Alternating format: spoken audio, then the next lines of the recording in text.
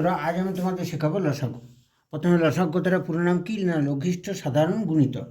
তো আমি তিনটি সংখ্যা নিচ্ছি 6, 12 আর 15।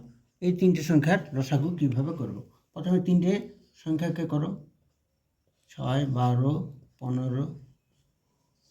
তারপর তিনটিকে ভাগ যায় এরকম কোনো সংখ্যা দেখো 3, 3 দুগুণে 6, 3 4 12, 3 5 15। এরপর তিনটিকে ভাগ যায় এরকম কোনো সংখ্যা নেই, কিন্তু 2 আর 4কে ভাগ যায় একসঙ্গে 2 দ্বারা। তাহলে 2, 2কে 2, 2 দুগুণে 4, 5টি যেমন আছে নেমে গেল। এরপর লসাগু হবে এই সমস্ত সংখ্যার গুণফলটা। লসাগু নির্ণয় লসাগু